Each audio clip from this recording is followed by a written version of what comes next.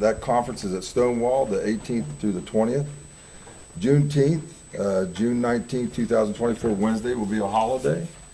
And West Virginia Day is June 20th, 2024, Thursday. So 2 holidays right together there.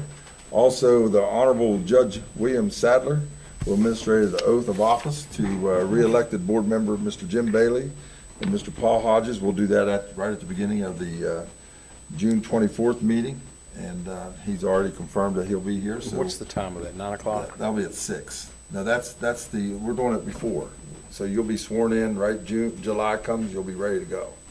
We can swear you in the meeting. Oh, we're doing it before. on the 24th. That's so correct. I don't have to be here on. We're not going to be here on the 1st. Yes, sir. Still have that the regular meeting. That's the introduction meeting, and where you're just. That's what I was asking. That's at 9 o'clock. That's correct. Okay. That's correct. And then new Timberwood Elementary updates. Anything, Mr. Atkins? Nothing more to add than what I sent out this morning.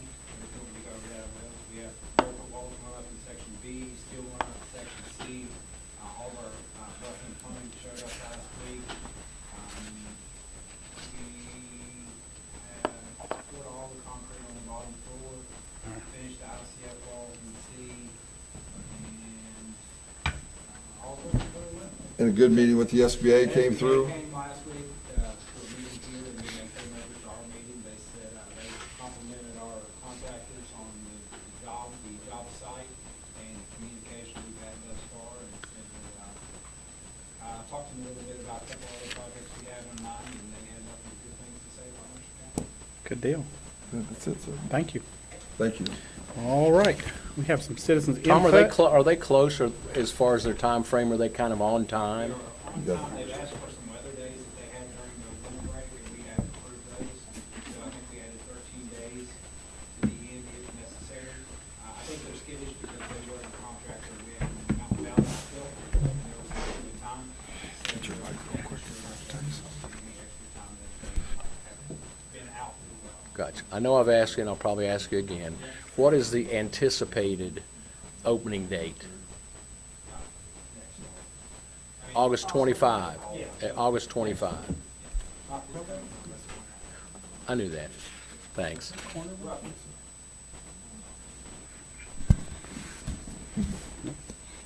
Okay. Citizens input is next. Ms. Valentine, if you'd make your way over here, we would certainly appreciate it. I remember you from last time. Look, he said he do too. He remember me being a nice person. Yes. Yes, ma'am. Good job, Dr. Atkins.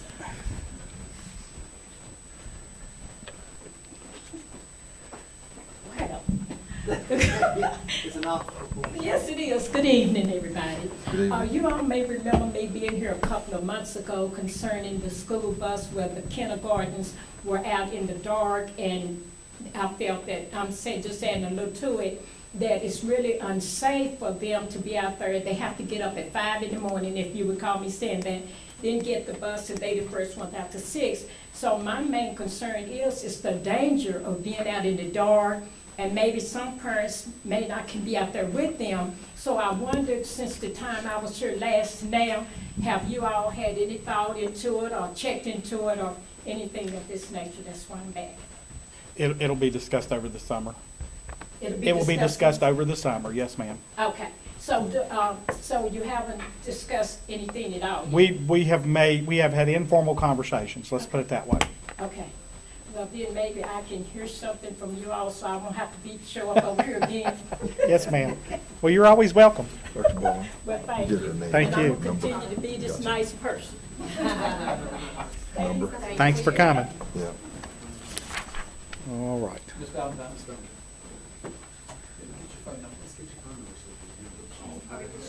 I'm sorry. Thank you, ma'am. Policy 2322. Mr. Browning, this is President Prudich, this is Mr. Browning's last maybe meeting. I don't know if he'll be here at the next meeting in June, I so. will not, I'm on vacation. So, Aw. any update on 23, 22? And, Mr. Browning, thank you. I just want to make the board know that, aware of that.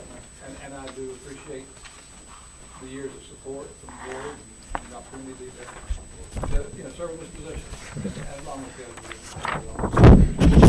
had a very positive experience in terms of any school. That's nice. Thank you. He said, do I have to come tonight? I said, yes, sir. So got him. So he may run out on us now. I don't know. So thank you, Mr. Browning.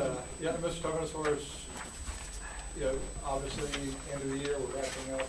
I think Mandy has information to share with alternative ed updates and so forth. We'll do that now, or? We can do that at the closeout of when we do the reports out. It'll be good. Okay. Ignore me, keep going. So, with that, I think I'm good. Thank you. Yes, sir. When's the test scores for the high schools? I'm sorry? When's the test scores for the high schools reported?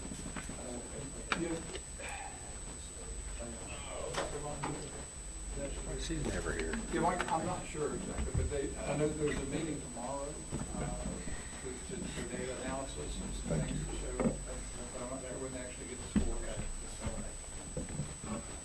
score. That might be something as a follow-up for the next meeting. We'll find out. It'd be, I mean, I can't even remember before. It seemed like. With the embargo, they don't set a date on embargo yet, It's have online they? now? Yeah. Yeah, but I don't know, it should be the same, but I haven't seen anything on the superintendent's update that you guys see too, so as soon as I get that. My iPad kept going to sleep on me after 2 minutes, and it wasn't good enough. All right, so let's talk 23, 22. Dr. Atkins, anything else? Just a couple of things. Amber gave you updated copies. The board had requested a breakdown of the Glenwood, already BOY, EOY data by elementary and middle. So you can look there at that. And the differences are very similar to what we have in the schools that are K-5 or 6, 8 separately. But that was. Their 6 seems to be doing a little better than others. Or am I wrong about that? I don't have it laying side by side, but they do have a little better growth. They have growth. They have growth. Yeah. Than what we saw, most of it's been. You can upper just- singles or lower singles. You can just see where COVID hit with numbers. When you look at these numbers, you can just see where COVID hit. Well, and the fifth grade, that's a tough one. They were in first grade when we closed. Right. It seems like that group has really been affected by that. Well, we have to fix it. We can't just accept it. We gotta fix it. Well, and that's why you have to focus on growth. And with the, as Mr. Quinn was saying, the results on BSAs and Bargo, what we can see right now, I do think that we are seeing growth in math, which of course that's unofficial data and it's not taking out the non-conventional students and all those other pieces. But I think that we see growth there and we will be, considering what I already showed us, I think it will be even stronger in the OA. So that has been our focus and this year the stage down and next year should be fine. So I think we will see that as well. But we won't have that information. Normally we have it by now if it's embargo, but where the things going writing and redoing that, it's going to be slower this year. So where this says literacy EOY, is that true end of year, or is that what we have from the beginning of the year to the last testing year, or testing What point? would be true end of the year, because it would be more in April, because we have to get that finalized. So this is what we got last meeting to look at, or meeting before? Yes, but this is the breakdown, yes, just by the elementary middle. Yep. Now, the other chart, that's the updated version. Mark had noticed that some of the numbers on the math and slate didn't match up, and so when we took a second look at that, it had not been updated. And so there would have been some minor discrepancies, as you see, based on absences, and then if you look at registered, which is not on this chart, versus tested, when you have students that are in on alternate standards. refresh rate. Particularly when you get in the higher grades, so there are 10, 20 kids different from registered, but I dug a little deeper when I click in and all the Power and teachers' slate, names, that's where it whether is. that's, that type of a classroom will not be standard, so. That's just a more updated version, cleaner and, without discrepancies. So, and these students tested numbers, is that for all kindergarten kids in the county, or is that? Be good. I think so.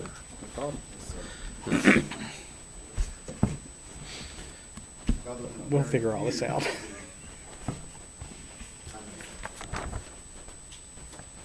That's just the update there, and again, we're watching and waiting on the GSA. Starting to have conversations about professional development next year.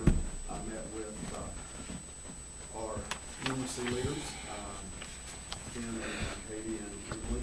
Emily was afraid she wasn't going to be able to do it. She said, "Please come out." She said, "Do I still get to do this?" And I said, "Yes, of course." And she said, "Well, I hope so, because I really love it." And, we have other principals that have things like that. But we started looking at planning out the training for next year, but it's fairly early stages of that. So we'll share that later. Well, I mean, if these hold up, we had a good year of improvement. It's not where we need to be, but it's a good year of improvement. And if we keep that up, then within a few years, we'll be in much better shape. So in your training, planning for training, and you use some of this information to see where we're what our deficits are, will that be taken in consideration? Here's where we ended up the year in these grade levels. So 5th grade was not where it needs to be, so then 6th grade training might be something to address the failings, so to speak, or the downtrend of the use 5th data. grade. Yeah, we use data and we, teacher surveys, and Dr. Vaughn did send me, it was very interesting, the recommendations from the Staff Development Council, they were identical to the teacher surveys, sending out what areas we need training on, as far as, and in some things, we have a new math series, so that's where we'll start. Okay, so we find out where we need help. Do we then have a direction on, here's what we're going to do, here's how we're going to do it? We do. We'll be out. Okay, So we're gonna build that, okay. and we'll share that plan. Hey, Anything else? Dr. Evans, Browning, anything else? 23, we move 22? forward? Gotcha. Thank you, Mr. Pritchett. Well, it doesn't particularly fall under this, but I'm going to try to wedge it in, and there might be somebody here that can help. Are we making headway with Concord and getting to an agreement where we're going to? We have a meeting with them tomorrow. Okay. All right. Good. All right, next matter on the agenda is approval of minutes for May 28, June 4. Is there a motion to approve? So moved. Is there a second? Second. A motion and a second. Are there any additions, corrections, or deletions? There appearing to be none on the motion. All in favor signify by saying aye. Aye. Opposed likewise. That motion carries 3 in favor and none opposed. All right. Consent agenda. Contracted services agreement renewal with physical therapy services. The Director of Special Ed requested a renewal of Dr. Renee Green's current physical therapy contract. Contract term is from 7/1/24 to 6/30/25 and will cover services provided during summer dates for new evaluations when school is not in session. Rates and compensation are the same as previous school year, $150 an hour for individual evaluation and written report, $850 an hour for teacher consult training, $880 per hour for teacher consultation training, $80 per hour for attendance at meetings, $80 per hour for therapy sessions. Superintendent recommends approval of that service. RFP number 324 is telephone repairs and maintenance renewal number 1. Renewal pricing was requested under this RFP from Communication Consultants. The price remains the same as $80 per hour. The annual cost in fiscal year 22-23 was $191,322, which included installation of new paging systems at Athens, Montcalm Elementary, and Oakville. Superintendent recommends approval of RFP 324, telephone and repair services renewal 1 to Communication Consultants. This is paid for with general funds. Board Amendment number 383, surplus sale number 3, There's an attached list of fixed assets that are obsolete and considered surplus, can no longer be utilized. A list has been submitted to our administrators to see if they want to use them. The recommended list is being recommended to be offered as obsolete for surplus sale at public auction. And Board Mail number 384 is the payment of invoices for June. The attached invoices are available for review in central office. The actual checks have been written, are being held in the Office of Treasury pending consideration by the school board. Checks will be issued to vendors upon school board approval. That's the end of the consent agenda. Okay. Sorry. You're fine. So consent agenda's done. Is there a motion to approve? So moved. Is there a second? Second. Motion and second. Questions, comments, or discussion on the consent agenda? Yes, sir. Go right ahead. I don't know, there's no numbers of which one it is, but it's about the physical therapy services. Do we have any idea how many students are being taken care of with this contract? We have about over 100 and something, that probably I can't hear you, Emily, I'm a sorry. little bit over 100 and something.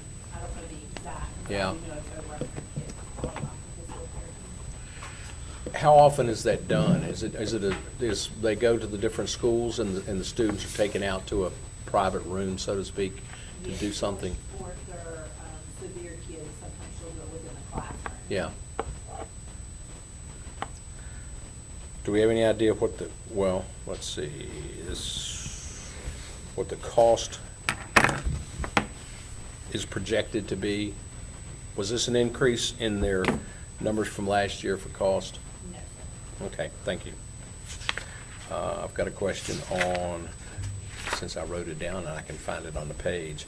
The 324, do we have any idea, since that almost $200,000 was installation of new systems at Athens, Montcalm Elementary, and Oakville, is there any plan for any new systems to be put in this year? In the summer, but that is. Hear from Jacinda. I'll just text her. Speakers put in, but that's it, as far as I know. I think we've upgraded almost all of the. Thought we had. the past 3-4 years. So we probably wouldn't be looking at a $200,000 expense this year. Yeah. Okay. Can I ask a question while you're on that? Well, yeah. How many people actually work, when they come into work, how many people are working on a project, like a 2 or 3 or? On the phone? Mhm. And was that 200,000, did that include equipment? Yes. Okay. They had to work every How day. many schools was, that was for the year? Yeah. 3 schools. 3 schools? Yeah, and the reason we're doing it that way, the good thing is, it's not proprietary. If you remember, like at Pikeview High School, for example, that system was a complex system that we could not work on whatsoever. It's obsolete. That's all new tech and Right. it's obsolete. So this way, putting phones in every room and having that amplifier going with the phone system, if anybody takes over the phone system, they can work on it. We're not panicking in the corner on who can work on it. Okay. And it's actually worked very well. I think we're into year 4 with some of the systems now.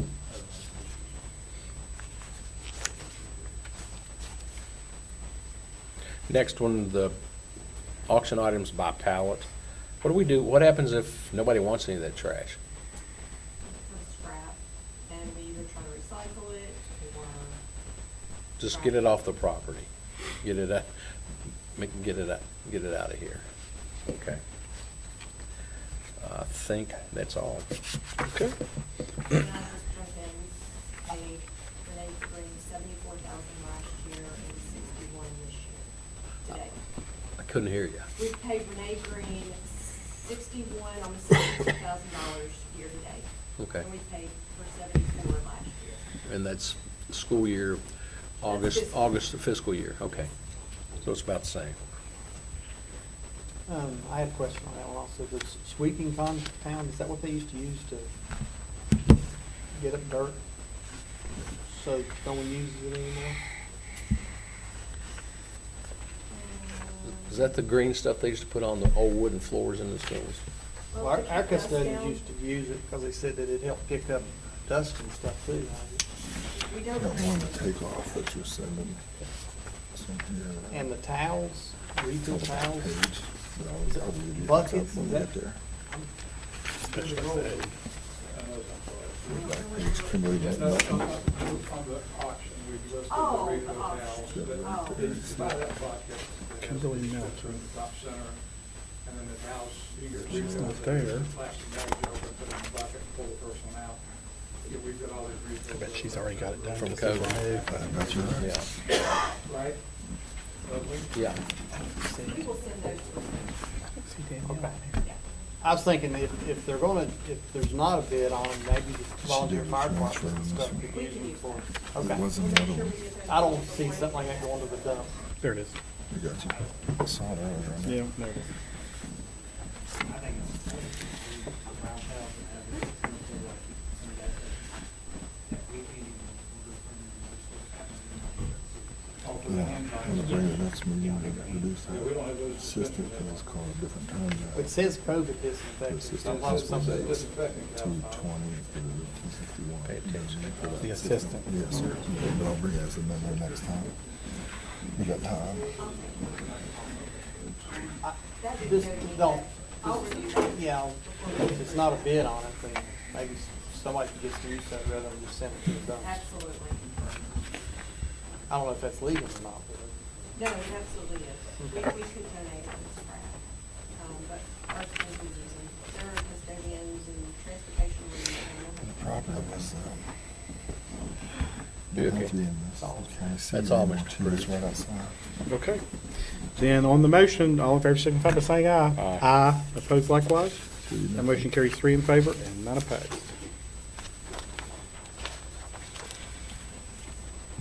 Next matter on the agenda is policy G28, first reading, seniority rights and reduction in force. Mr. Tobin. President Pruitt, there's a few positions that weren't on the list that I believe Dr. Philippek has put on. All the positions such as assistant superintendent, from administrative assistant to treasurer to, I think, HR, a few things like that, from what my memory from reading over the notes. Anything I missed, you think, Dr. Philippek? No, just for consistency purposes, we needed to list all of our newer positions or positions that hadn't been updated on this list, specifically for when we go through staffing, if we make cuts, then I need to know, we need to know as a group, how do we manage people if in fact there's no other position that's equivalent to the position that you're vacating. Looks like in a lot of instances, it is lateral and there isn't. Yeah, absolutely. Okay, all right. Questions, thoughts? No. All right, this will go out for public comment, and we'll see it back in the future. The next matter is the school resource officer pay. That's board amendment number 386.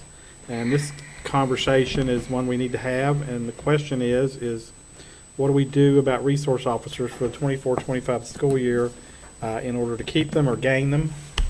I know there's one that's resigning on here, so that's one that's gone. I don't know if more money would have made much difference, but That's considered a service position, is it not? That is a contractor position at $20 an hour, and that's been discussed, either going to 25 That's the problem. to 30, or even, and I'll just throw this out there, do you create a position that, is it a position that could be $40,000 or something, when you total that up, $30 an hour times, was it 187 right now we're doing?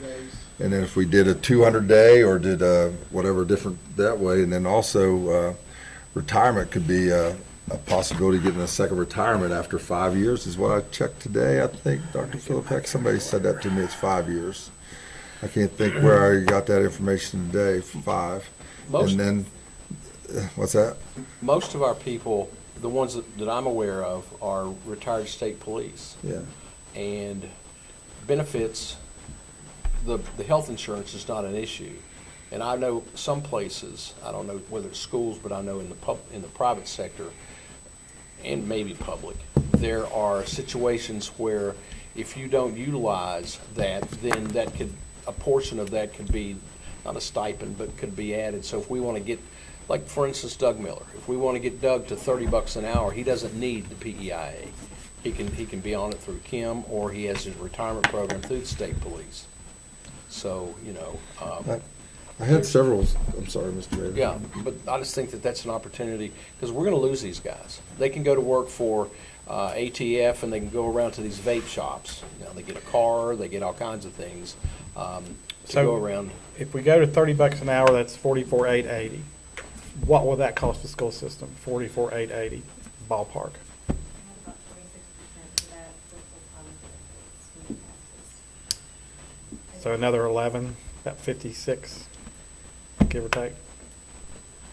Of course, there's been bill seniority that increased also, so. And what was interesting is during project graduation, I got hit up twice about any opportunities. And I said, by gosh, we're putting it on the agenda to discuss. We have no, but it's at $20 an hour right now. And but I've had that mentioned that way. And same with the gentleman from Montcalm that was halftime said that's really Let's go back through the history here. In the years where we hired a company to do our security, what did it cost us? was it Ballpark. 3? All of the guards, it was about $500,000. All right. So we were able to pay $500,000 to a company to provide us with guards that weren't our employees. We supervised them, but they weren't our employees.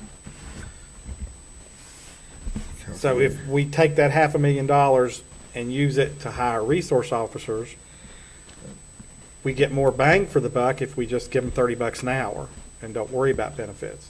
And if they are mostly retired law enforcement or military, they don't need health insurance. And, but they might like that double retirement. So the question is if you have 500,000, that's what, 11 security officers if you got $500,000? 12? Was you looking at 57,000 something or something like that? What a total with the benefits? No, I'm saying if you just pay Oh, them okay, 30. contract. Okay. So if you take the 44.8 and you divide that into $500,000, it's about Okay. 12 positions. Is that enough? Do we have 12? Can we fill 12? We don't have. Right now, we'd have 6.5. I was gonna say, I didn't think- I didn't think we had 12. Leslie, if we pay them as contract, are they 1099s or, well, see, that costs them money right there. Actually, right now, they're not. They are employees right now. Okay. They're just paid. Well, that's something to think about if we They're make them. paid at if- an hourly rate. Hourly rate employee. Gotcha. All right, so that doesn't change anything. Then we just leave Right. that. The question just becomes how much do we want to pay? And if we have 6.5 and we do 30, that's not going to break the bank. If we get 12, it's not going to break the bank. It's going to be consistent with what we spent in the past.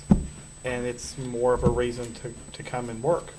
Yeah, Mr. Bruce, and just for the point of make sure everybody's on the same page. The other thing that we did when we stopped contracting security companies, we also added some supervisory aides. Yes, we did. So that's To added in help there. provide some support for school security. How many did we add? 9 or 11. I think at least, One in every secondary school. well, yeah, I was at least 8, if not 9. All right, so we're still in that, Nine. because they're paid at a lower rate than The Tech this, Center has one also, so 9. because they're paid as a service, right? Those are good Yes, they're assets. paid as. They're as service an aide, personnel, supervisory okay. aide. That doesn't deter me. We have to have these people in the buildings. Is there, We have is there grant money out there for stuff like that? That's what I'm gonna Part of suggest. Federal funds pay for Let me a go portion through of that this, one use later. Title IV Maybe funds bring this to help up pay next for year. resource officers. Bring this back next 24th meeting. But is that taking money away from some other programs or other things that you could do in that? Let's do Well, and then she can come in and tell us if that's enough or not.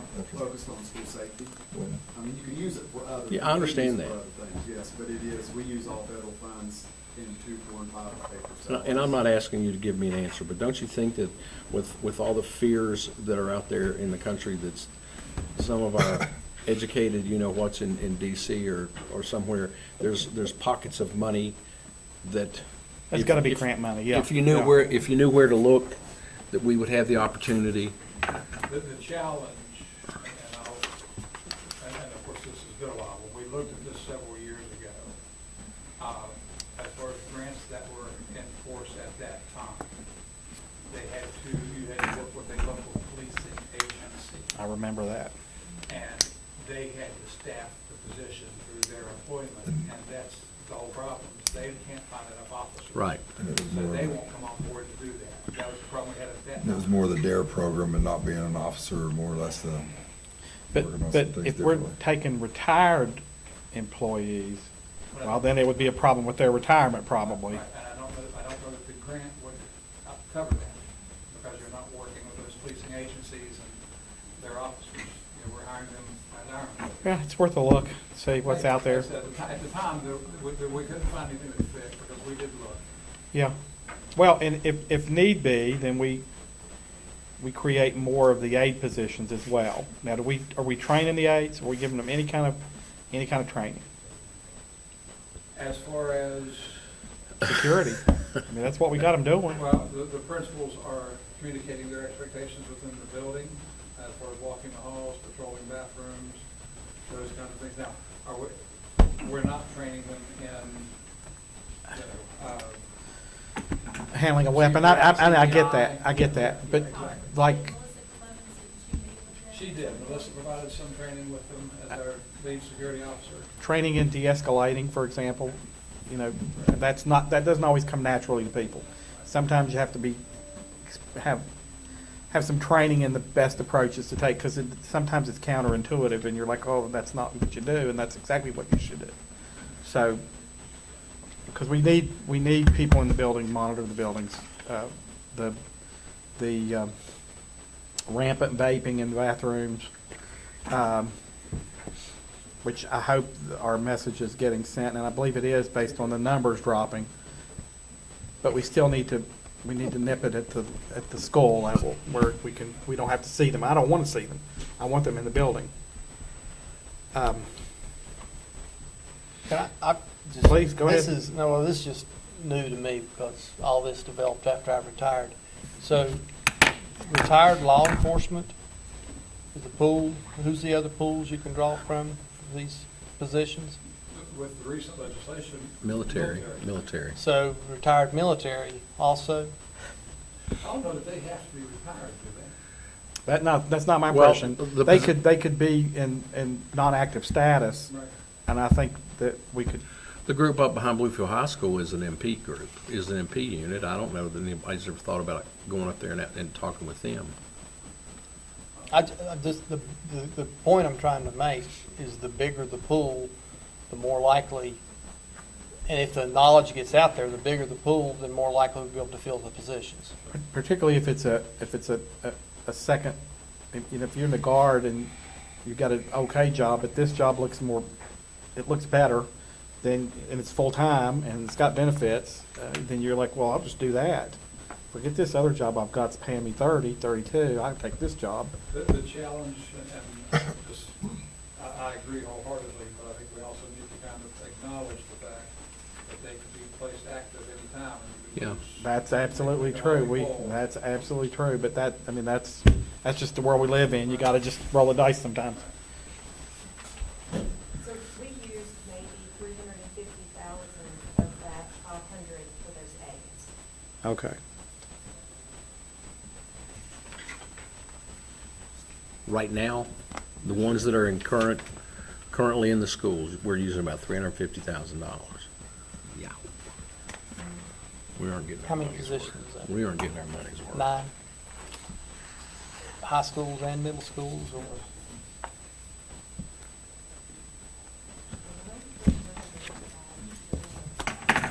We have one school. now.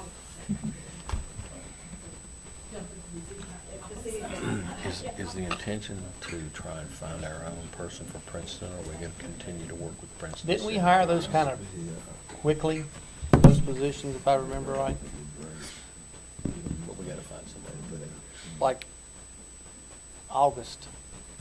Okay, Well, that's what I'm thinking. my It's gonna be harder perspective to is, find can we just keep what we've got right now and remain stable at least? And if we don't bump up this a little bit, we may not. Well, That's what I'm worried We've about. lost Tony Buzzo at Montcalm High School. Right, right. Did he find another job, or, I don't think he's going to do anything. He, okay, he just wants to retire. Hey, I get that. Hey, He, And I think he'd be comfortable telling he me didn't if we wanna had the work that much retirement anyway. piece I in mean, I there, it'd be understand. huge to get more He was retired. interest in it, is what he talked about. well, there you go. Because So- he had And same 20 with plus Chuck. years at the city of Bluefield. It'd be nice to get a second one, if they Oh, did yeah. 10 years or 5 years. aged. That was too. maybe So, this would be the same. Yeah. What say you, board members?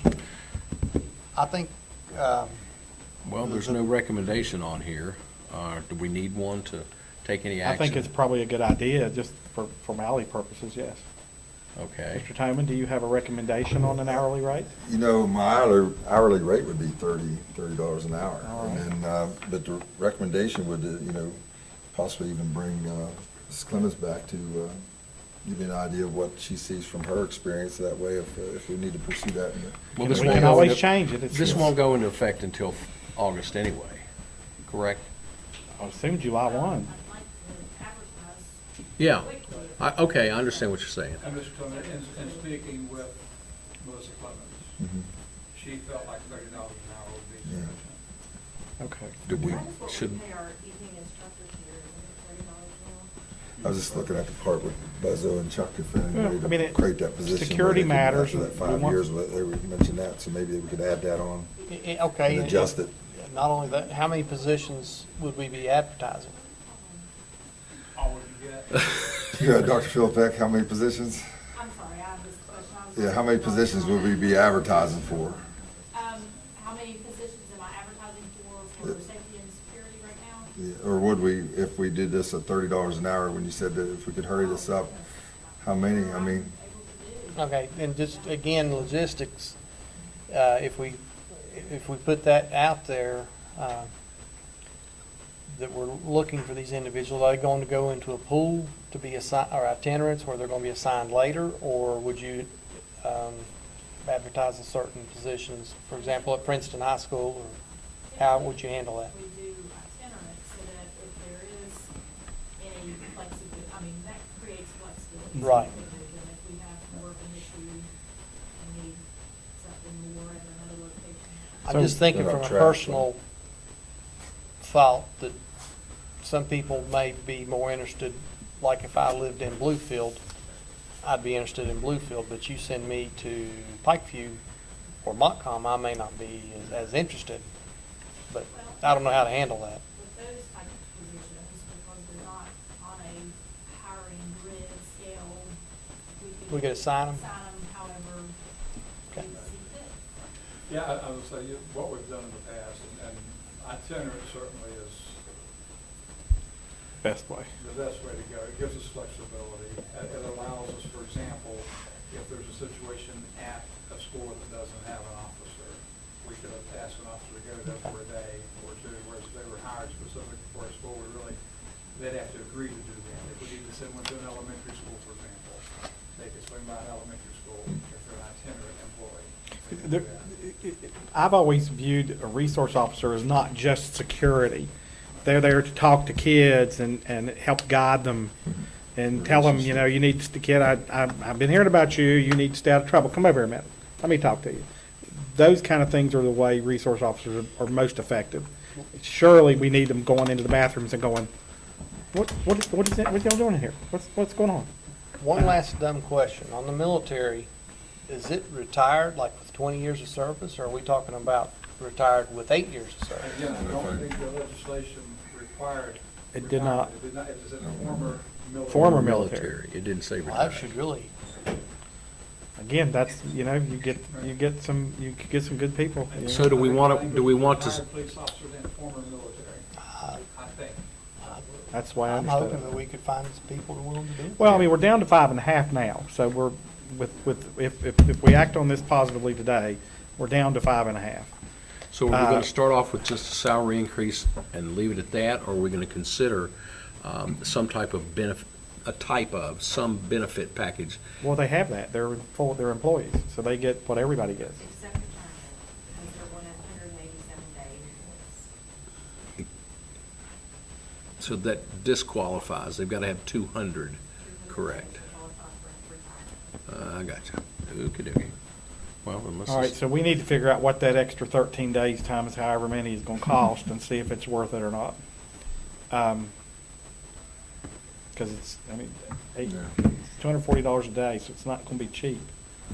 And then we have to contribute to the retirement on top of that. So let's talk about that later. next go-round. Let's see what this does. But go ahead and do the $30. If So you're making a Chris- motion, then we'll do that. Okay, I'll make a motion that we increase our school resource officer pay to $30 an hour. All right, Second. and there's a motion and a second. Any further discussion on the matter? I would mention one thing that we have found this year, Melissa does a good job in being, There ought to be something, and we had, Leslie, our initial plan was for her to, you know, Melissa. cover Glenwood and those other duties, but that's been a struggle, you know, for her to be able to do that. So something that we may think about is looking at a part-time Glenwood, part-time Montcalm or something, you know. What we can get, right? To do that, I don't know, but just a conversation, something to think about. We Yeah. have Little Middle's open and Montcalm will be tonight, but that has been a struggle. Maybe we'll get lucky and this will And get some numbers to where we're not having to do that. And we can, okay, before we vote, just one other thing is if we don't get numbers, then we need to think about more aides and we need to think of it in terms of let's get them some training on conflict resolution and those kind of things. All right. On the motion, all in favor signify by saying aye. Aye. Opposed likewise. That motion carries 3 in favor and none opposed. Superintendent's evaluation. All right, you guys got that email I sent you, right? yep. All right, so that's the press release. These are the actual collations of the,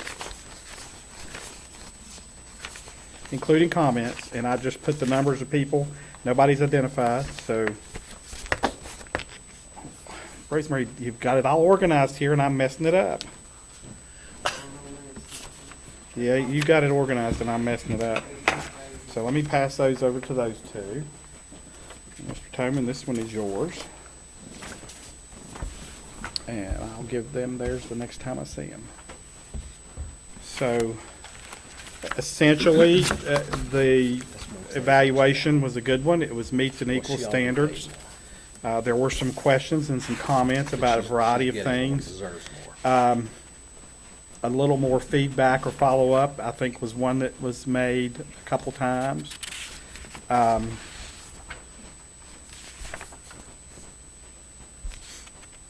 Monitoring of the LSIC, which I think with the new statute, we're gonna have to be more aggressive on anyway. Shit. But overall, you got a lot of exceeds and meets. And we have a press release to go out. And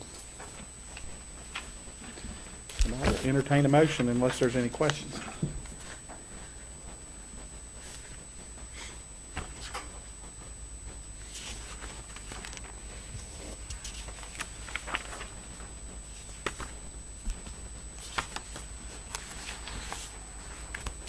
I have no problem with making the motion. I'll have a comment to make afterwards. All right. Did you get mine? Did you get mine with the comments or? Yeah, you have comments on there. You should. Okay. Did you get his that had comments? Oh, I must have missed those. See, that's the problem I had. All yours had was the checks on it. Everybody's pointing to somebody. I sent one with comments. All I had didn't were see those. all I had were the check boxes. When I got the email, that's all I got. I will go back and make No, sure that they that's- make their way into that's the fine. evaluation. And we want to make sure the evaluation's complete. Who knows? I'll have to find it on this. Well, I mean, I'll, maybe Did you send two I wrote separate all mine documents or down just on a one? piece of paper. I think I sent two, but that's where I had a technology issue where I couldn't get into my email to pull out the one that I had Okay, finished. all right. All right, so the motion should approve the evaluation and the press release. I think that's the best way to do this. So is there a motion to approve? So moved. Is there a second? Second. Mark can be first. All right, there's a motion and a second. Any further discussion? Yeah, just comments, and since I had the opportunity to have mine on paper and write my comments, made a point of looking at the form that was given to us by the school board, the state school board. And I didn't think it was fair to use as a full evaluation with Mr. Toman because of everything that's done, but I've grown up for 40-some years in the business world of being a salesman and a manager, and we worked off of goals and objectives, and then you all still have that, but I read these and I don't see what action is being taken as a result. Like, that's why I ask you the question about the iReady. It identifies where we're failing or where we're falling behind. I want to see what we're doing to get to the next level or raise it 2 points or whatever it is. And I don't think this evaluation is fair for Mr. Toman. And that's why I had a lot of personal comments that were made within that. And that didn't mean that it didn't meet the standard. It just meant that I had comments. So, I don't like check boxes. I've never liked check boxes, but it's if you look at every methodology for evaluating, short of the I'm the boss and you're the employee and I get to say what I want to say and that's how it is. Check boxes are all they are. They don't mesh up with the specific goals. They do the general goals. So what I'm going to suggest is that as the year goes and we set our goals, that we be more specific about the goals we're looking for and the expectation of how we substantiate the goals. There are other tools that we can use other than simply a checkbox to evaluate. I thought we had a really good conversation the other day. It was open and everybody said what they thought, and it was good communication, which is what we need. But the ultimately, I think the assessment is for what it's worth is okay. As I said, he meets or exceeds standards throughout. There's things that the board, as a general rule, seems to be more pleased with than others, but that's what happens when you do a checkbox. You can't get the fine. And that's why everybody got the copy of the press release, because the press release needs to be the statement to the public about the area. So, for example, the community outreach, the levy, finances. I mean, those things are been successful. And there's a lot of reasons for that. It's, Mr. Tom would be the first to say it's not just him. Mm-hmm. But as with all things, when things go to crap, the boss gets the blame. So when things are good, the boss gets probably too much credit, and that's how it works. I'm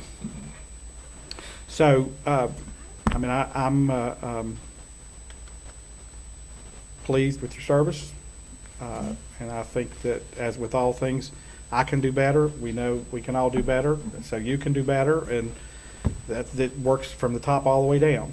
So that's what we do. We get better, and we fix the things we don't do well, and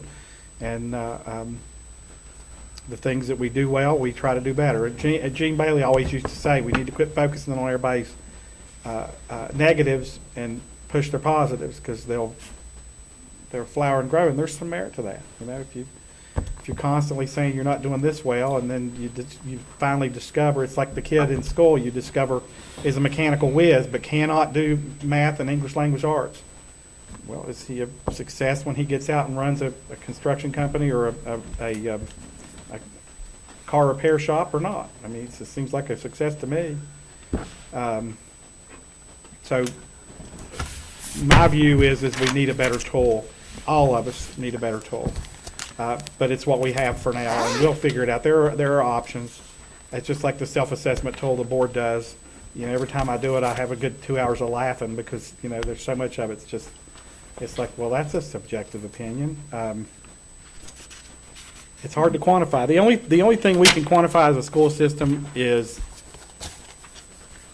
achievement, attendance, graduation. Those are definitive things we can document. Pocketbook issues. Money, right.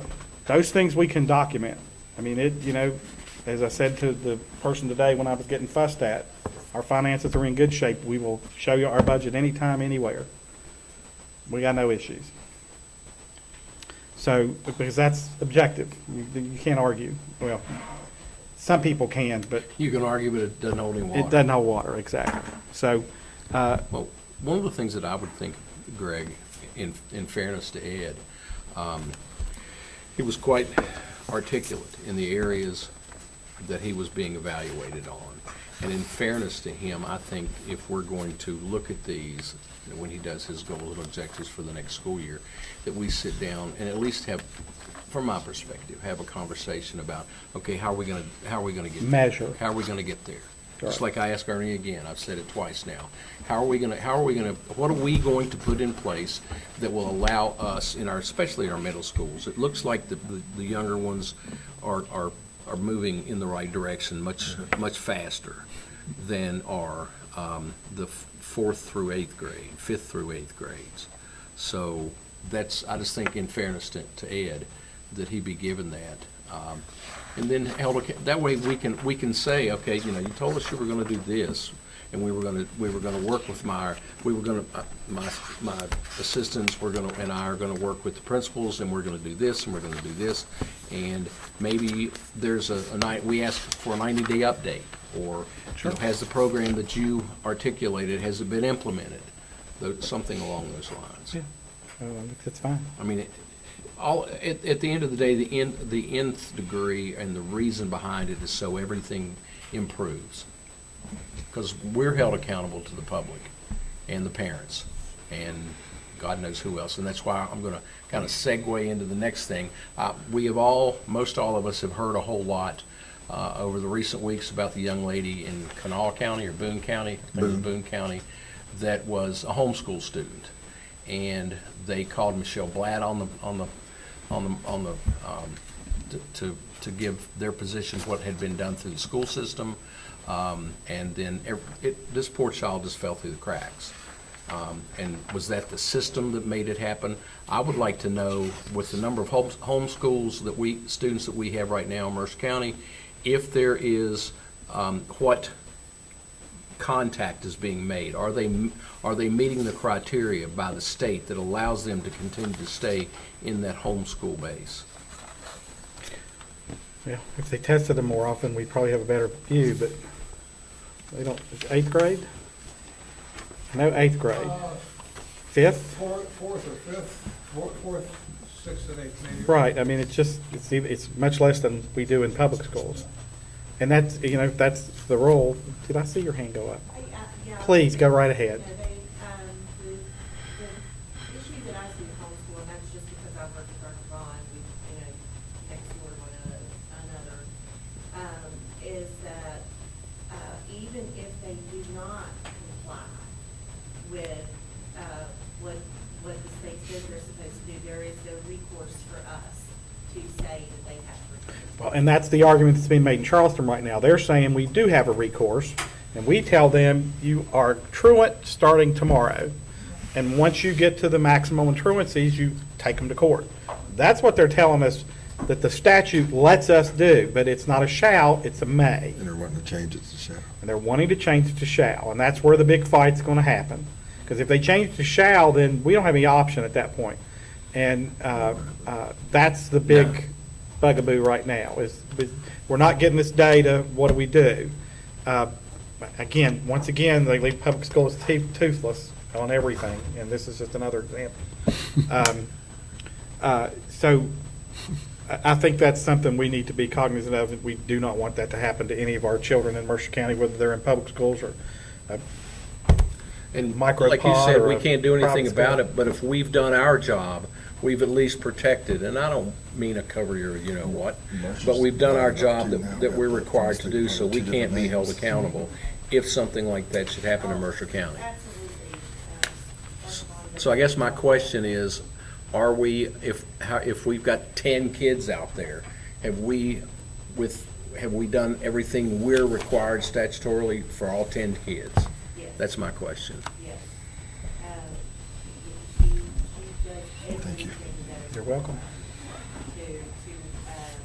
to You are, make good. sure I'm not that, really listening to Mercer, so everybody starts talking that about it. Okay. You know, and the other piece of this, I mean, in a perfect world, if there's so much credibility, so much merit given to the GSA results, that's, you know, how we're measured, what we're held accountable to. I don't understand why homeschool children are not required to come into the school setting and take the same test. We're down to 50. Because they're not required to provide a specific curriculum or meet standards. They can teach whatever they want. She can continue to use it. You're singing to the choir. That's the majority of the board right now, don't you? We should be educating, you know, 3 again, they to get off 1. this constitutional requirement to provide a high-quality education to all of our children. It doesn't exempt homeschool children, it says all of our children. That's how we Hey. measure quality education, and they should have to fulfill the same, meet the same standard. That ain't gonna happen. I know, Not in this world. I know. But, you know, when you said she fell through, that child fell through the cracks, I mean, it's really the parents pulled her through the cracks. Mom. Yeah. Yep. Does Mark? CPS get involved with stuff like that also? So, I know that Dr. Vaughn always checks with CPS before she acknowledges a letter of intent to make sure that there's not some, issue of abuse that is being investigated and the state can, or DHHR can say, if we don't, we'll be working with the parents, we're not going to allow them to go to homeschool. Or, and then a lot of times we find out after they've gone to homeschool that there's a CPS issue. Which- Rarely do they make the kids return. I didn't think they were supposed to do that. I thought if there was a issue with potential abuse, they could not homeschool. It's what I understood. Yeah. When the legislation was passed, current legislation was homeschooling, the language is such that they notify us of their intent to homeschool, and the only thing that we can't deny it, we have to take it to circuit court. Well, maybe we need to start doing that when they've got a CPS referral. We don't let them just take, our job's to protect the kids. The parents are adults, they're on their own. Well, and most of the time, if there is an issue of CPS abuse, then DHHR will not let them take the kids to homeschool, but we cannot say you can go to homeschool. It has to No, be we can't do somebody that. We have else. to go to court. We told kids to quit vaping in schools, they didn't listen, so we slammed down on them. And, sometimes you gotta start doing things that are effective, because once people know you're serious. Mark, you didn't want to say something, go ahead. We doing this? As far as, you learn through experience, and the reason that I like, especially the first part of this evaluation tool, is because basically the first two items listed are things that, unless it's changed, are required. Right, they are. So, and I'm just thinking out loud going forward. Please do. The way I would understand this is that, let's go with the very first one, demonstrates use of position to improve student achievement and learning through the school district through building an environment for high expectations and standards. I know we do our spiel each week on things we do, but the way I look at it, the onus would really be on Mr. Toman and his immediate staff to have the data say, we did this, this, and this. And that would give Mr. Toman guidance into what was expected, not just from us, obviously, but from the state. So that's the way I look at this, is that this information should be given to us throughout the whole year. And it probably should be noted, if we're doing that, that it would apply to a certain goal that's required by the state. And if we go through here and there's things, and this is the quandary I had, and I've looked, I cannot find anything of what I did, so I don't know if it's there or not. But if I go to the evaluation stage here and I can't remember it, is it because that it wasn't ever presented, or was it presented and I didn't take note of it? You understand? So I think for a fair evaluation, this should be visited throughout the year by us and Mr. It's easy Toman enough to and do. his assistant superintendents. Because honestly, as a principal, Mr. Atkins was with me. There's no way the principal can do everything, so Mr. Atkins was assigned certain things, and so then, but yet, still the buck would stop with the principal, and Mr. Atkins knows that at Princeton. When you go in for your evaluation, they don't care necessarily who did it, but did it get done? And that's where I think experience, because this is the first time I really got into the weeds with it here, so to speak, is a way to look forward. And the biggest thing to me is this is kind of a guidance of what's expected of a superintendent in the state of West Virginia. It is. It's right off of It's the State Department. state board policies, all the requirements of the Yeah, so superintendent. the tool is there for us to use for a reason, and I think we definitely need to use at least the first two. It's kind of funny, Oh, we though. have to, the first two. We are required by I law. think Right. you have, I think. But what I noticed that with my notes, most of it was on other things too. And again, the problem I had was that I couldn't remember the things that were done, or Right. were they not done?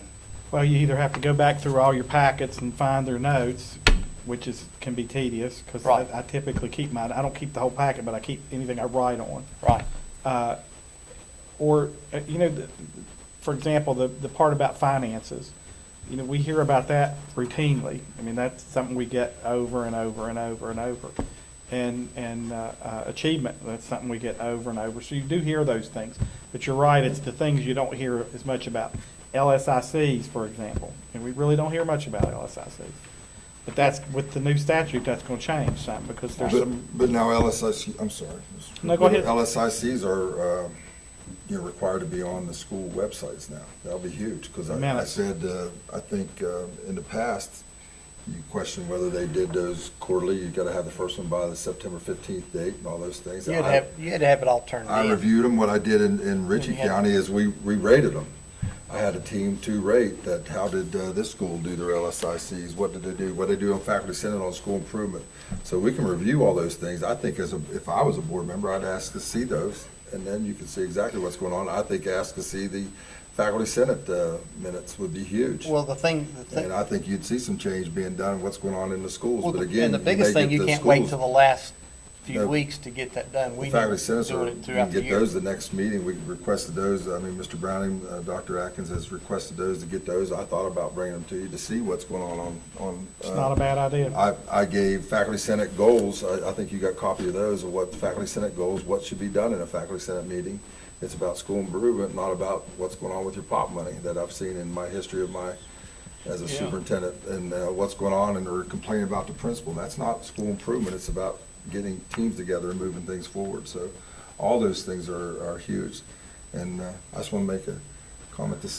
I've got a stack of all mine, so I'll add this to my stack of 25 criterias of shooting, of checklists like that. That's different. So it's unique. And is it the best way? No. I think, again, creating goals with you all and saying, what do you want and what can you measure is huge for me to be successful of what you all want. But again, the day-to-day of working with me every day, and that's the hard part for you all as a board. Exactly. Yeah.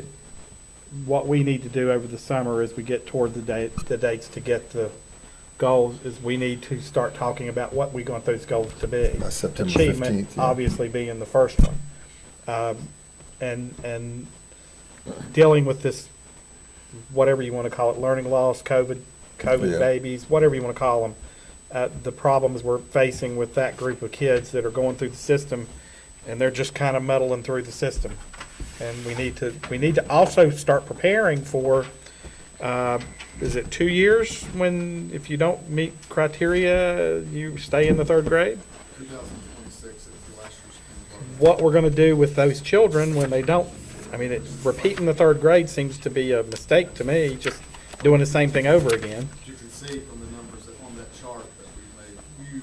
We have.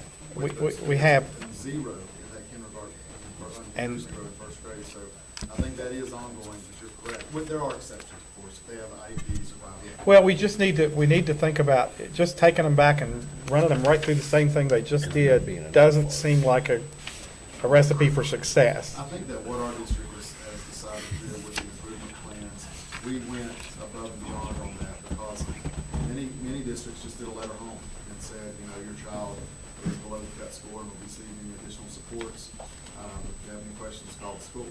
You know, we actually developed a detailed plan and again, those numbers speak for themselves. I mean, that they have, the number on plans have drastically reduced and in our achievement, we've seen strong growth there. So we get aides in the third grade this year or Second. Second. Then next year it's third. Okay. All right. That's going to help too. Okay. So there's a motion on the floor. Any further discussion? Is this the motion about The superintendent's evaluation. Yeah, we kind of gone a little Yeah. way, but it was relevant to Yeah. what we're talking about. So on the motion, all in favor signify by saying aye. Aye. Opposed likewise.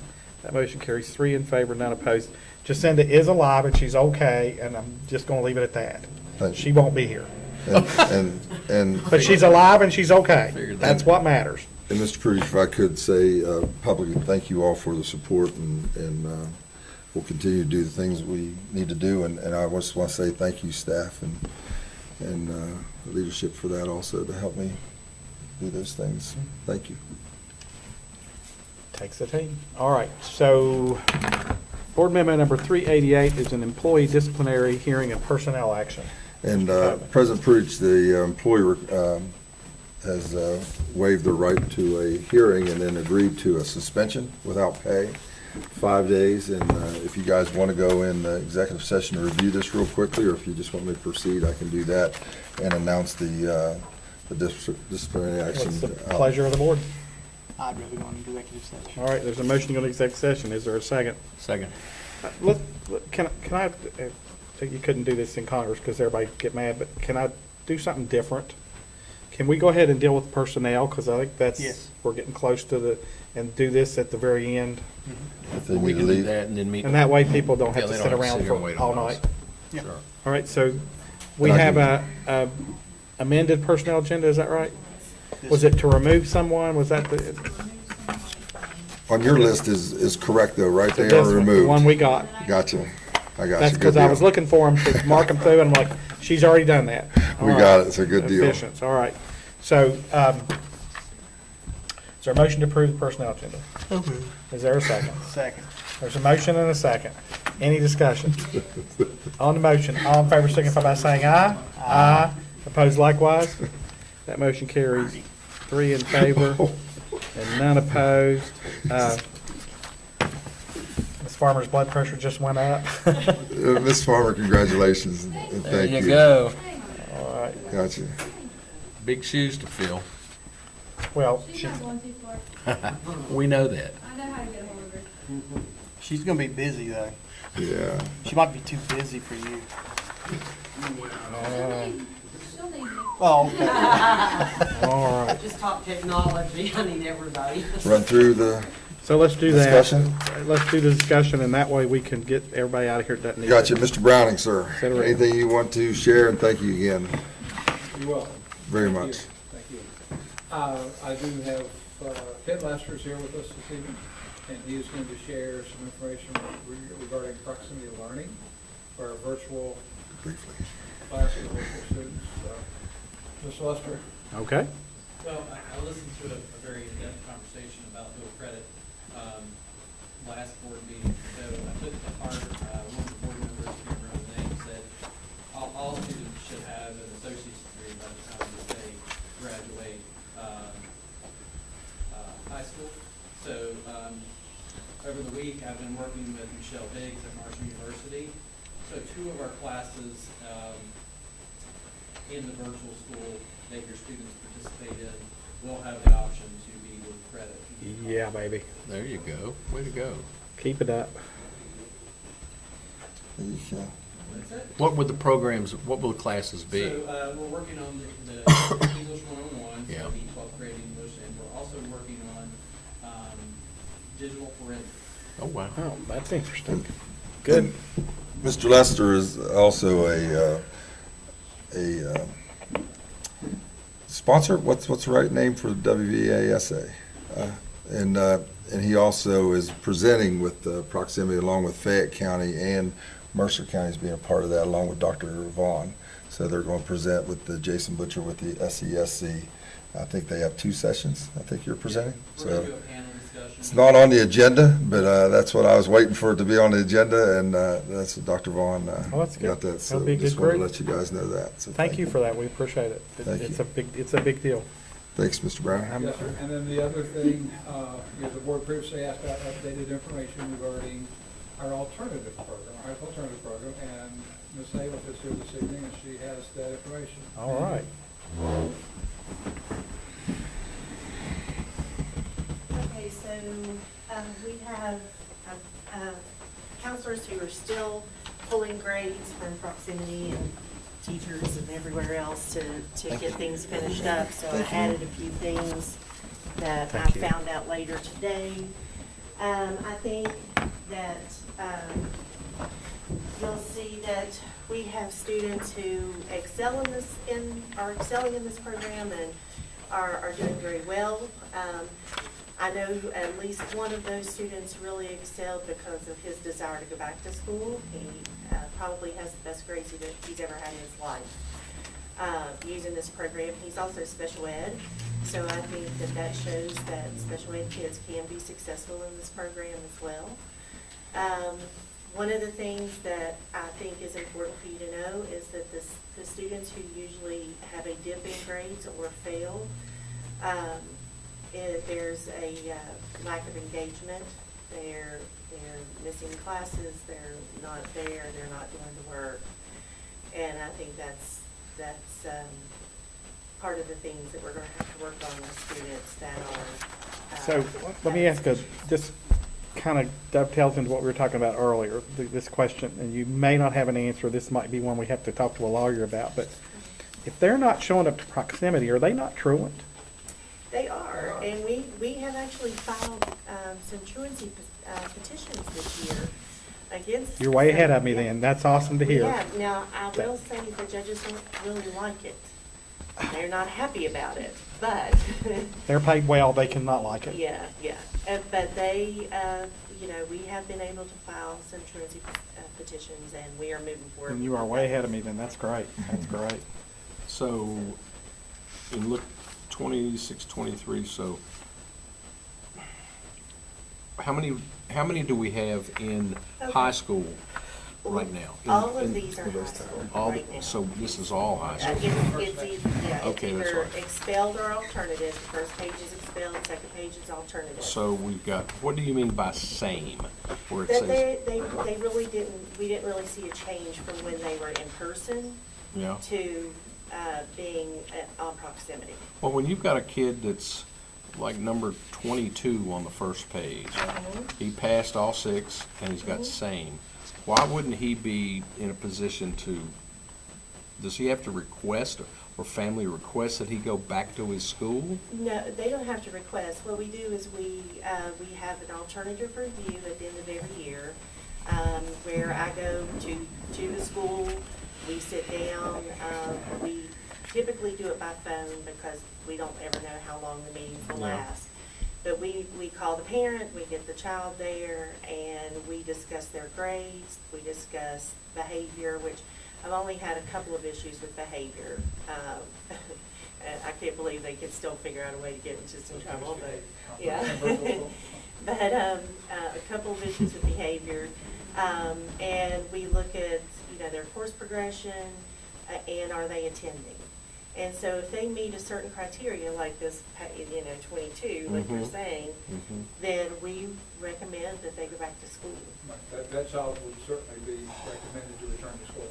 The only reason they wouldn't is if they've done something egregious Yeah. in behavior So- or something like that. I know we talked about this, and I apologize, but these are, on these two lists, in your program, that's includes all the kids we've expelled this year. It does. Yes. Yes. It does. We have a whole document that has the raw data that I think they have used.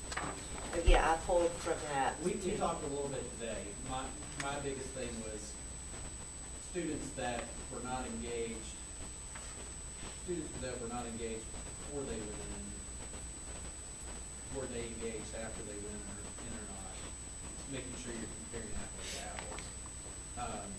But with that said,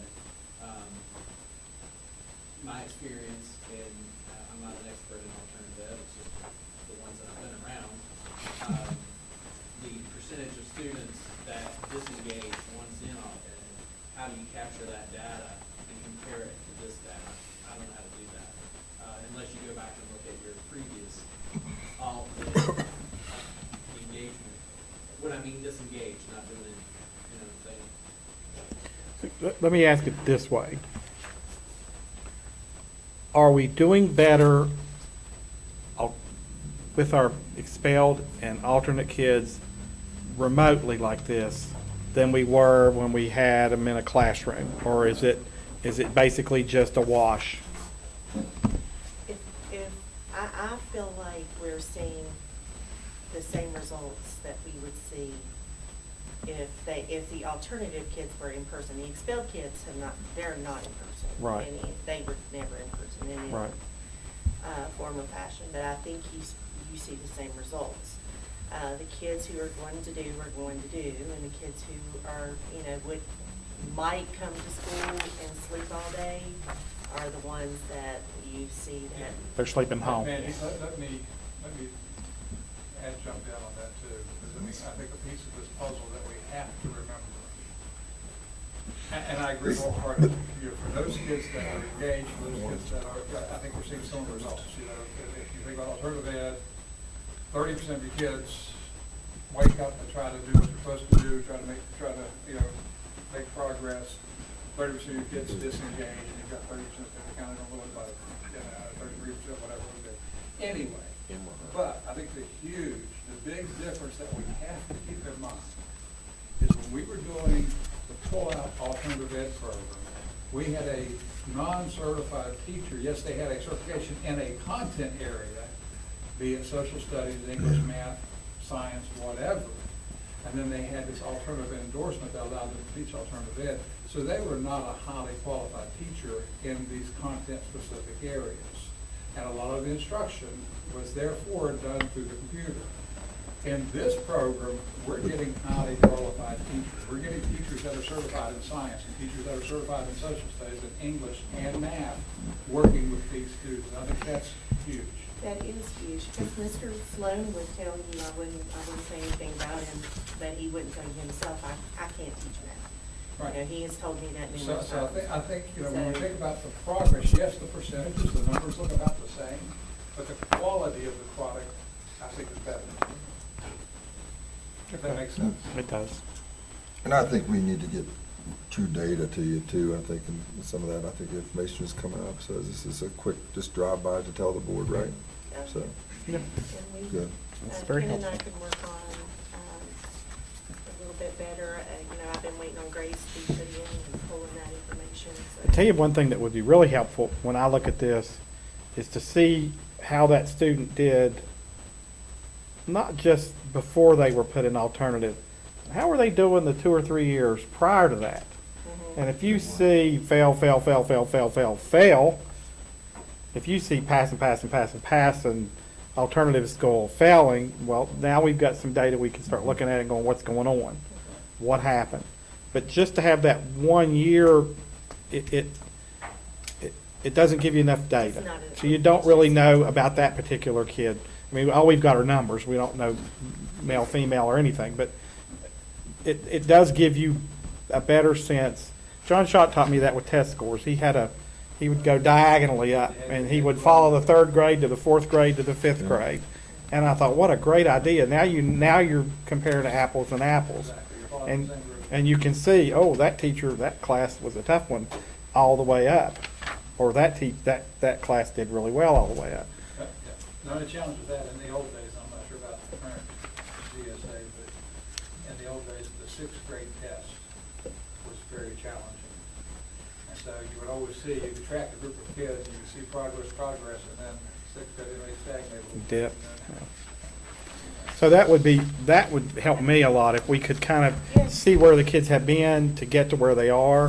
And Ken and I talked about that today, that, looking at last year, year before, would probably be helpful in this, with this. And I don't think I answered Amanda question completely. What I'm getting at is by cohort, and I think that's what you're saying. How did the cohort do? You get a comparable data set. And the problem with comparing it to the previous alternative experience is what was success considered? What was considered success?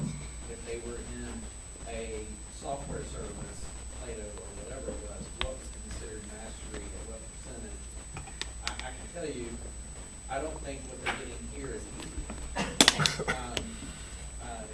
But they do have that certified teacher that gets sticklers with you reciprocity at their disposal 5 days a week.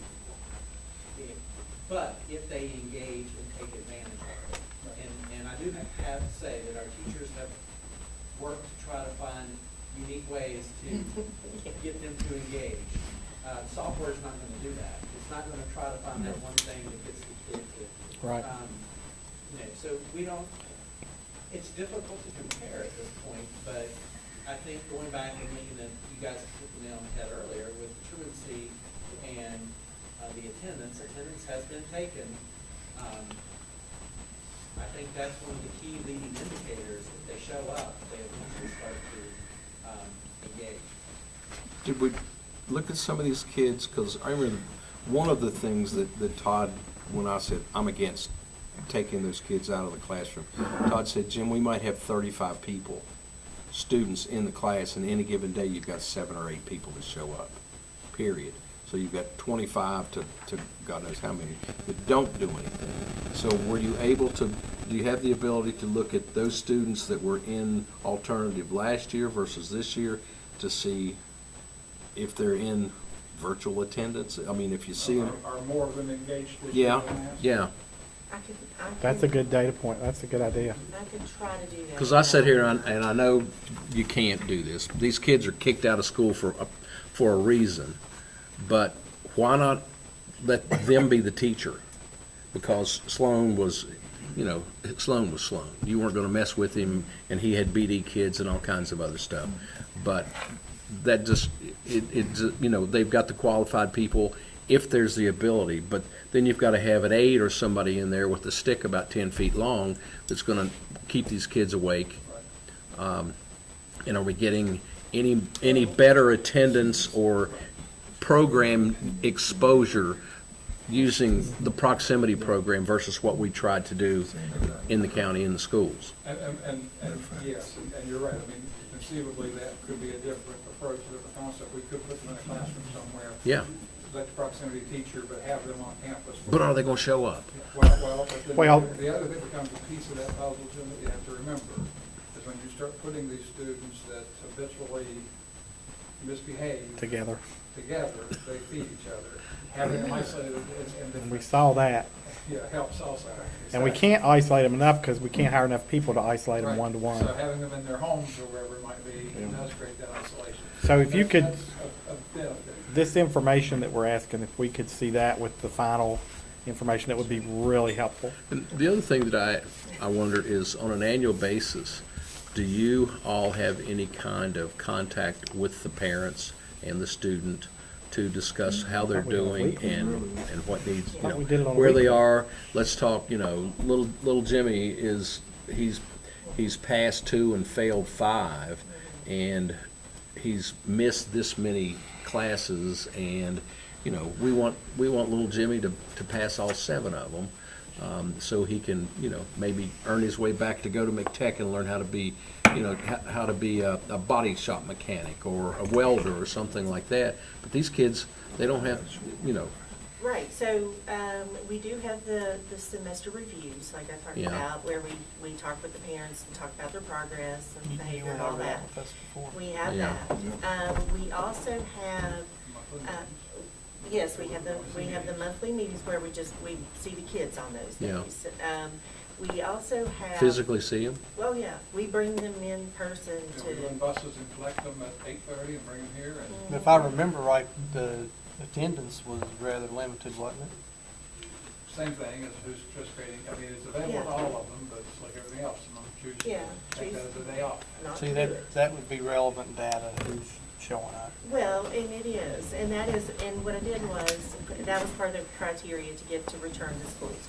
You had to attend at least 3 of those a semester. It's good. So that's part of the criteria. The other thing is that on Wednesdays, it's, you know, the kids aren't necessarily in class, the teachers are there. The teachers also have the contact information for parents. So they can themselves set up a parent-teacher conference to talk about, you know, if there's issues, if their child's not showing up. Or And- lack of. And the parents have the ability to set up a parent-teacher conference as well.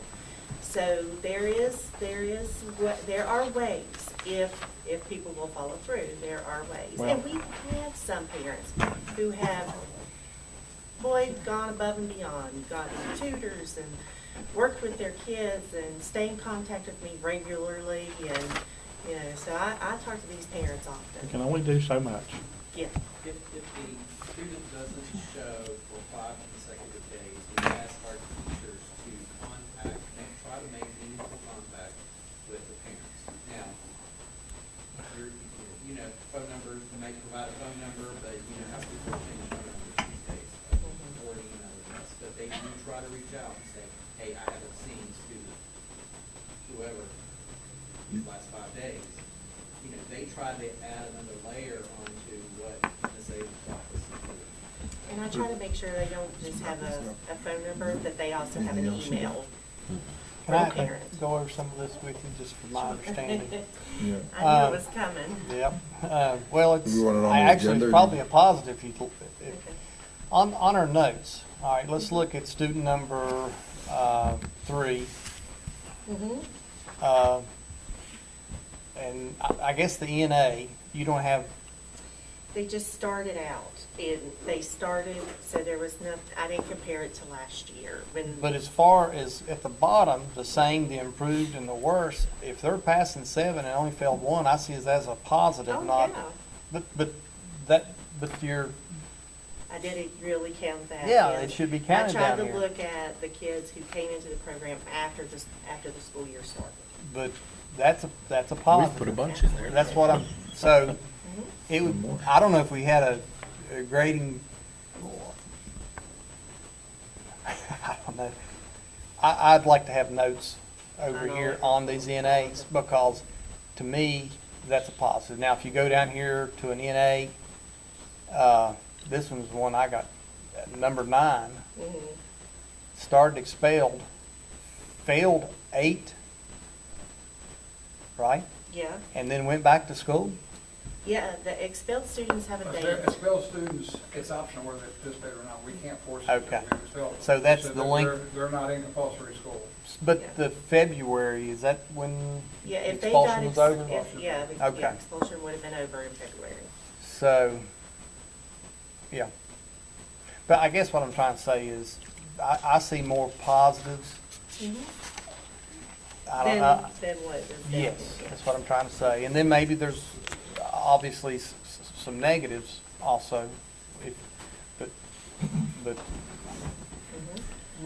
let's count, well, if we're doing good, let's count that too. Well, I wanted to remain true to what I started out doing, which was if they ran the program from the start, I didn't go back and compare it to last year. Yeah, but that's, Yeah, if so- you've got success with a kid, document that success. You know? And if it's mediocre, then the note could say mediocre progress. You see what I'm saying? So bring us back that information in the future when you get it all collated and ready. And Sure will. I'd still like to see data on the number, on our attendance. Okay. We'll do that. But I'd like to compare it to their attendance. I mean, we've got to compare apples to apples, so we need to see their attendance before. Okay. Right. You know, it doesn't do any good to say, well, they're not attending, and it turned out they never attended, that we were in truancy's court with them, and we were struggling with them, and Yeah. mom and dad wouldn't communicate with us, and so, I mean, and at some point, you got to look at them and go, okay, I don't That's have what you any want. clue how this works, but I know Exactly. if you've got an intelligent kid, they may be able to be on there twice a week and pass everything. I know those kids. Oh, yeah. I taught those kids. Mr. Godfrey, we had I did that in college. the old setting that did not show the whole spring semester, came in the last month and earned 8 credits I can believe it. That's what they're out there. there you go. through the computer program. Yep. Because they could just sit and play, and they were smart enough to do But, very good. but they're learning the wrong Right.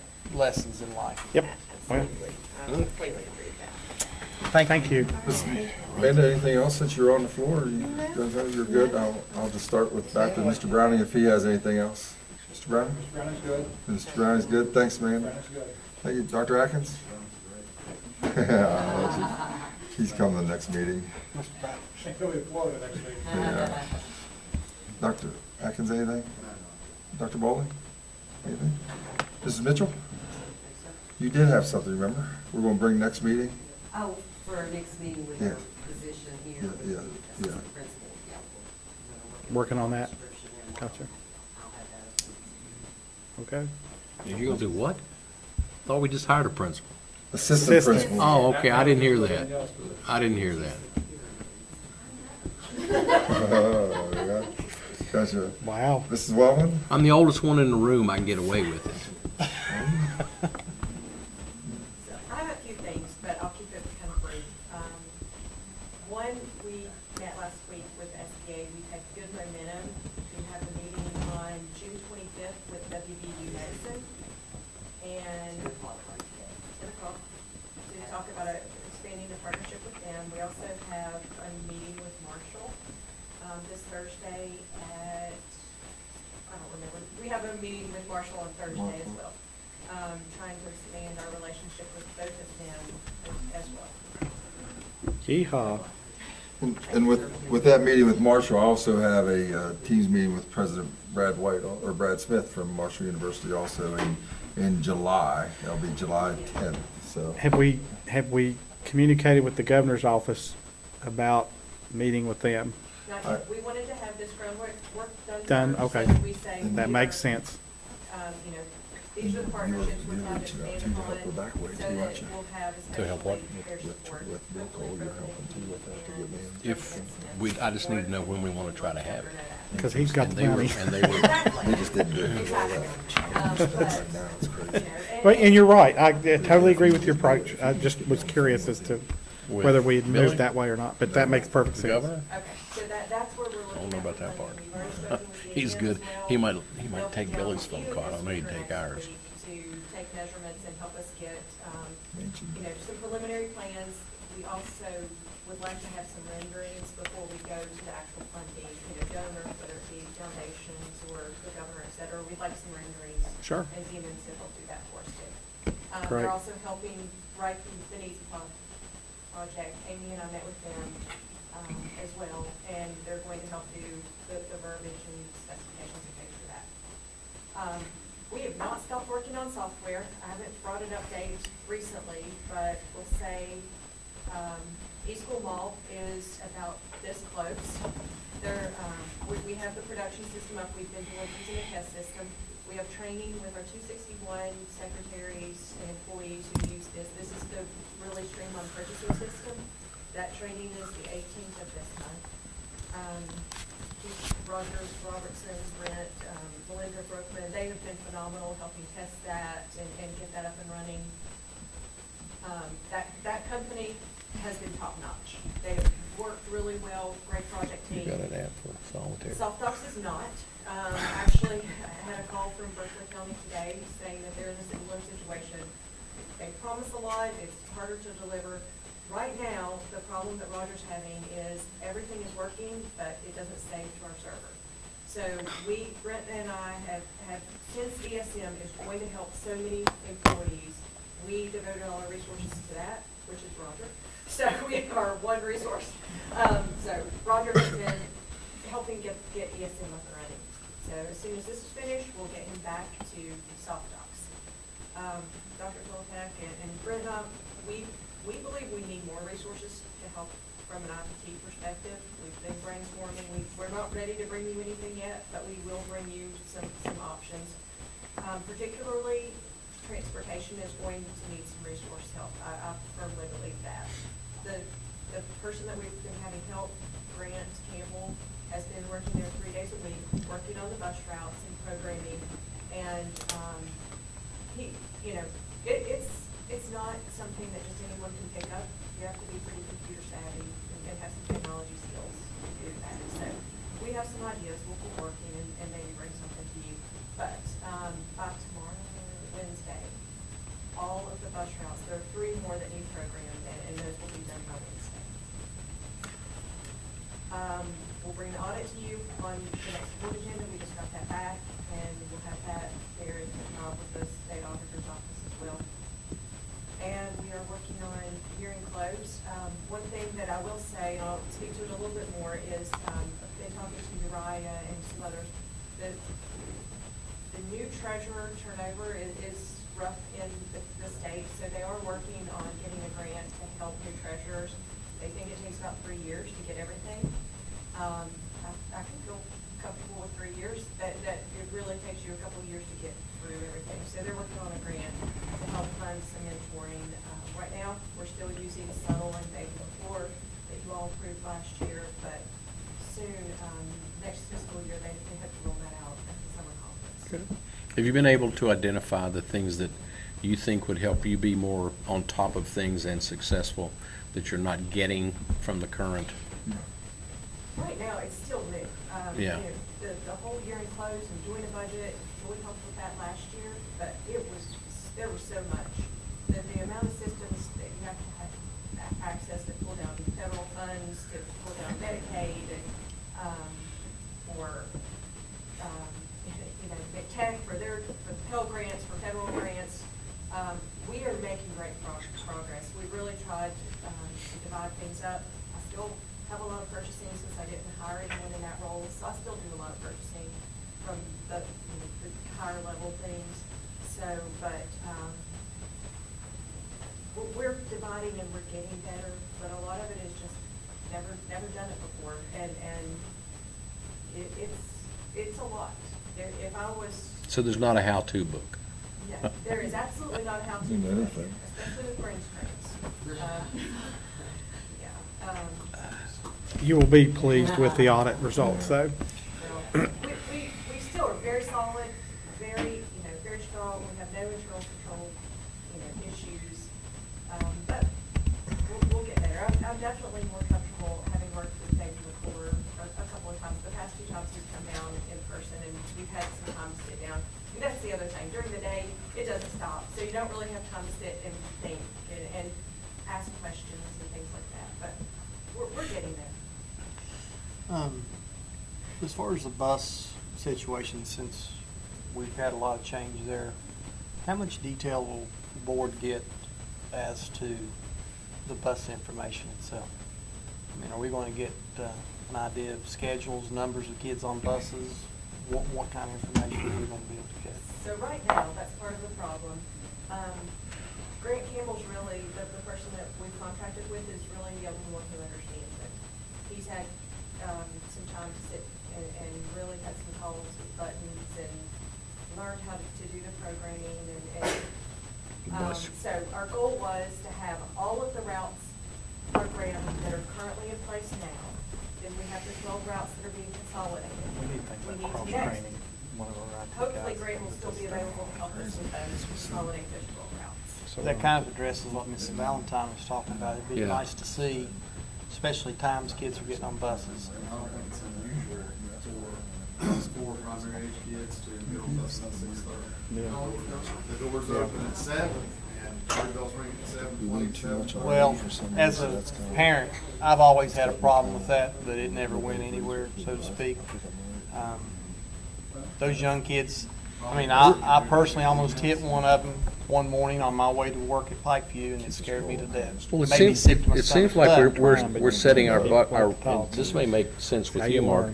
We're setting our bus routes up and our school starting times in revert, to me, almost in reverse.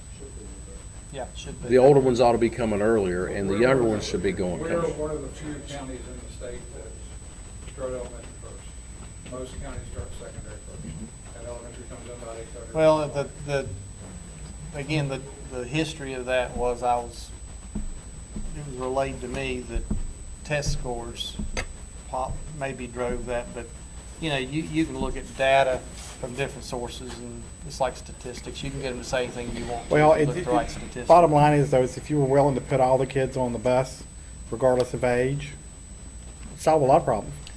Which creates other problems, which we've had in the county. That's before, the too. whole thing, is that I every guess- solution's got a problem with it. I guess what I'm getting at, we had an adjacent county, I think, did a similar thing like this, and it was a public relations disaster. If you all remember, I don't know if you do remember, but it was about 2 years ago. And, They flip their times? well, no, They put them all on the same bus? they did a consolidation of routes, and then they had buses with way too many kids, and kids not picked up, so it was a mess. And I hope we can avoid that. Our county's not quite as big as that county was, but it'd be nice to see when we're going to get that. So that's good information to get us before we get Too far into too it. far into it, right? Yeah. Before the first kid gets picked up, it'd be nice to see what we have. And I tell you, The thing is, if you're wanting the data of how many kids get picked up on what stop, to do that requires them to badge on and badge off of that bus somehow. Because that's the part. no, that's not what I'm talking, I'm talking about when you set the route up, if you've got a 45 passenger bus, are you trying to get it 80% full? In other words, you're going to have a buffer there of some So sort. what you're gonna have to do, you're gonna have to set up your routes. And you're gonna get last year's bus enrollment cards for the kids that actually rode the buses, not the kids that, or the bus route service. The kids that actually rode the bus, and so they were enrolled in that bus. Yeah. And then place them according to their routes on the bus that they would ride, and see if you have 20 or if you have 40. And so many of those we've done this year when buses didn't run after those determines. But a lot of the consolidated And it was- routes, exactly. We've already ran them, Yeah. and a lot of those routes that were eliminated had single-digit bus drivers. The two things that definitely would be interested in was the times. I think we have a pterodactyl loose in the room, but the times for the Getting routes the penalty and jar. a rough estimate of numbers is all. And David Rhodes has done the numbers. Okay. It's just been manual, but he absolutely has done the numbers. We've And seen he's something. rough drafted Yes.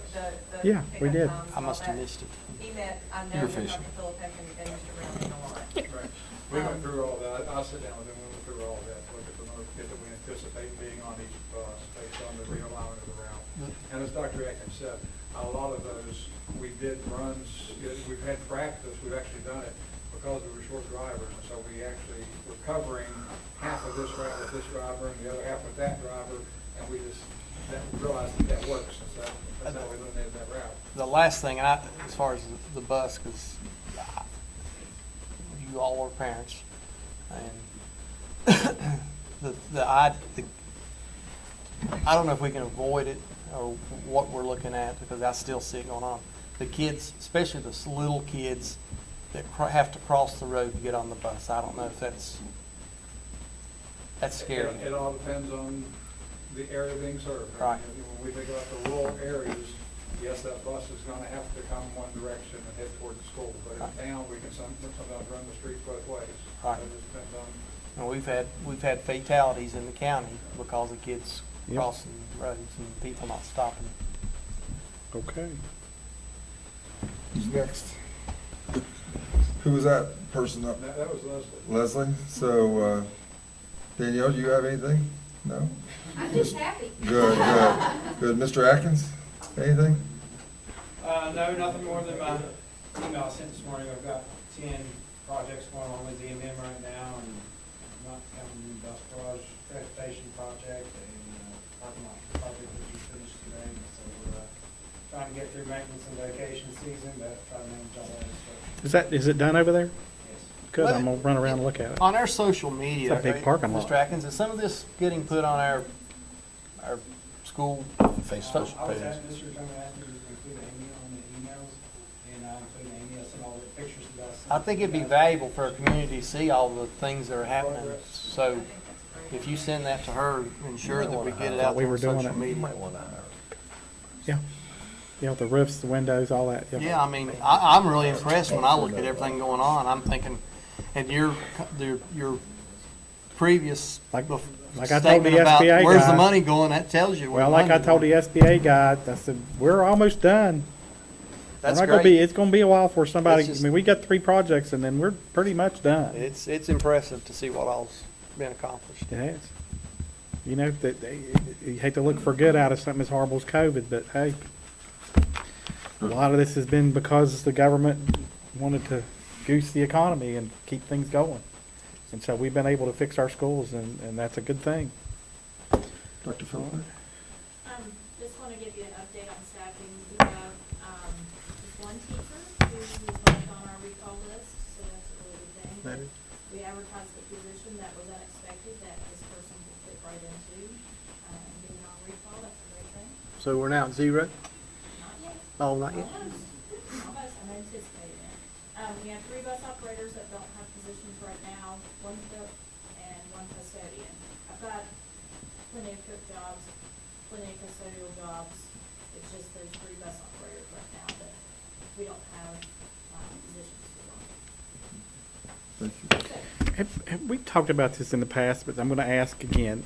What about permanent subs? Where you hire them and you got them and they're basically go wherever you need them? And, I mean, bus operators seem like the perfect opportunity to do that. So, I can't really talk about permanent subs because we've not entered into those conversations, but it would be something that we could discuss. As far as the bus operators on have positions, we've included them on every listing for every job that we have, and most of them want to stay as bus operators. We do have a few, or we did have a few that have crossed over to be an aide with us. So I think there are jobs out there potentially for them before the end of the summer comes around. But I can't speak to permanent stuff right now. Okay. Is there a particular reason why? Is it legal or No, I just, haven't thought it through yet? well, I thought it through, but there are some logistical things that Okay. is a problem, but I think it could be doable if we could work out some of the bookings. Okay, I well, think we'll leave it we to, had a discussion possibly about, I don't know how their maintenance schedules work, you know, if they are able to keep everything maintenance-wise up to date, oil changes and grease jobs and whatever else, repairs, but you look Well- like you could have 1 or 2 positions where they're, it just seems like but I if don't know, you, that's a state thing. if you could isn't it? offer them a job and then say, we don't know what bus you're gonna be operating today. You maybe not, today may be a day when you don't operate a bus. You might be changing oil. But you're a somewhere. full-time employee, and you go where you need to go. It just seems to me like it solves a problem with when we have buses that aren't operating, and we have a bank of people sitting there ready to take these positions. Just seems like a solution to a problem. And I think it's a little bit more problematic with service than it is with professionals. But, you know, We'll let you work the kinks out. We'll let you work the kinks out. All right. I'll tell you one thing, Greg, that I'm very enthusiastic about and very proud of. One of the House bills, Senate bills, I can't remember which one it was, for this extra pay for extra custodial work that we've implemented in our county is now in legislation. That was passed. That's awesome, So isn't it? That's something that shows the initiative of what we've done has mattered and is legal, you know, to have, if you don't get assigned in a custodial position, we have people that have been approved by the board, and they work 3 hours and 29 minutes each, but it's on a rotating basis, so that just goes to show we have been proactive in trying to get our positions filled. and That's I'm good. very proud of that. You should be. Good. Anything else, Dr. Phil? Ms. Huddle? We're just working on cleaning up in the year data, senior exits, dropouts, and then all of our grants that are really submitted.